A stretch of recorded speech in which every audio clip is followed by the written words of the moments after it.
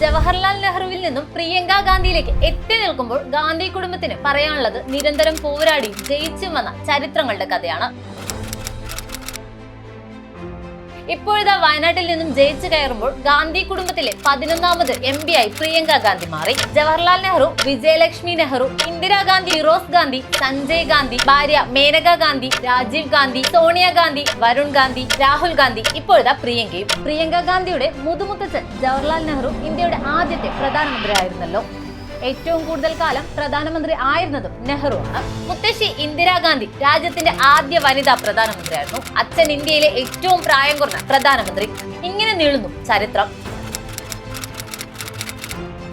ഗാന്ധി ചരിത്രം പറയുമ്പോൾ ഇന്ദിരാഗാന്ധി എന്ന പേര് ഒരിക്കലും വിട്ടുപോകാൻ പാടില്ലാത്ത ഒന്നാണ്. പ്രധാനമന്ത്രി എന്നതിനപ്പുറം ദേശീയ നേതാവ്, സ്ത്രീശക്തിയുടെ പ്രതീകം എന്നീ നിലകളിൽ ഇന്ദിരാഗാന്ധി ഇന്ത്യക്കാരുടെ ഹൃദയത്തിൽ ഇടം നേടിയിരുന്നു. ചെറുപ്പം മുതൽ തന്നെ അച്ഛനായ നെഹ്റുവിനൊപ്പം ദേശീയ പ്രസ്ഥാനത്തെ സജീവമായിരുന്ന ഇന്ദിരാ പ്രിയദർശിനി സ്വാതന്ത്ര്യത്തിനായി പോരാടിയ ഒരു തലമുറയുടെ പ്രതീകമായി മാറി. അച്ഛനും മുത്തച്ഛനും സ്വാതന്ത്ര്യ സമരത്തിന്റെ മുന്നണിയിലേക്ക് എടുത്തുചാടി ജയിലറയിലായി. രോഗിയായ അമ്മയുടെ അടുത്തു പോകാൻ പോലും അനുവദിക്കാതിരുന്ന ഇന്ദിരാ പ്രിയദർശിനി കുരുന്നായിരുന്നപ്പോൾ തന്നെ വാനരസേനയുണ്ടാക്കി സ്വാതന്ത്ര്യ സമരത്തിന്റെ ഭാഗമാകാൻ വ്യഗ്രത കാണിച്ചു. അടിയന്തരാവസ്ഥ കാലം ഒഴിച്ചാൽ ഇന്ദിരയുടെ കാലം രാജ്യത്തിന്റെയും കോൺഗ്രസിന്റെയും സുവർണ കാലഘട്ടമായിരുന്നു. അവർ മുന്നോട്ട് വെച്ച ഗരീബി ഹഠാവോ എന്ന മുദ്രാവാക്യം പ്രസിദ്ധമാണ്. ബാങ്ക് ദേശവൽക്കരണം തുടങ്ങി എത്രയെത്ര ഭരണ പരിഷ്കാരങ്ങളാണ് അവർ നടത്തിയിട്ടുള്ളത്. സ്വാതന്ത്ര്യലബ്ധിക്ക് ശേഷം ഇന്ത്യൻ നാഷണൽ കോൺഗ്രസിൽ സജീവമായ ഇന്ദിര 1966 ഇന്ത്യയുടെ പ്രധാനമന്ത്രിയായി. ഹരിത വിപ്ലവം, ബംഗ്ലാദേശ് സ്വാതന്ത്ര്യം, അടിയന്തരാവസ്ഥ പ്രഖ്യാപനം തുടങ്ങിയ ഇന്ദിരയുടെ നാൾവഴികൾ എന്നും വെല്ലുവിളികൾ നിറഞ്ഞതായിരുന്നു. ഇന്ദിരയുടെ ഉയർച്ചയും പതനവും തിരിച്ചുവരവും ഒടുവിലുണ്ടായ രക്തസാക്ഷിത്വവും ഭാരത ചരിത്രത്തിലെ അവിസ്മരണീയമായ ഒരേടാണ്. നിശ്ചയദാർഢ്യം കൊണ്ടും കർമ്മ മഹിമ കൊണ്ടും അവർ നേടിയെടുത്ത ലോകത്തിലെ ഉരുക്കു വനിത എന്ന കീർത്തി ഏറെ അഭിമാനകരമായിരുന്നു.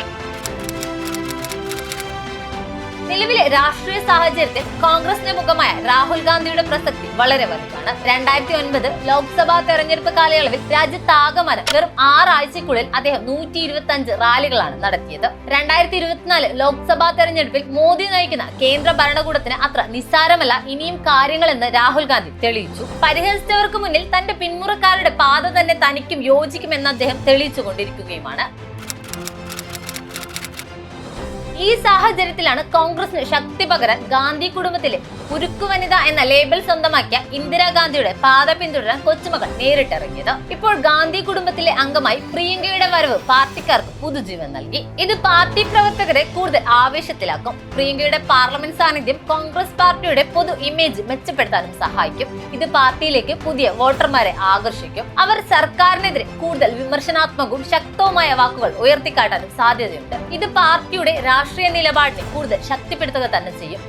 മുതുമുത്തച്ഛന്റെ പാത പിന്തുടരുമ്പോൾ പ്രിയങ്ക ഇന്ത്യയിലാകെയുള്ള മതേതര പ്രസ്ഥാനങ്ങൾക്ക് ഒരു MP എന്ന നിലയിൽ ഏറെ പ്രതീക്ഷയും നൽകും. കൂടുതൽ വാർത്തകൾക്ക് ഞങ്ങളുടെ channel like, share and subscribe ചെയ്യുക. ഞങ്ങളുടെ വീഡിയോകൾ നിങ്ങളിലേക്ക് ഉടനടി എത്തുവാൻ സബ്സ്ക്രൈബ് ബട്ടണിലെ ബെൽ ഐക്കൺ ഇനേബിൾ ചെയ്യാനും മറക്കരുത്.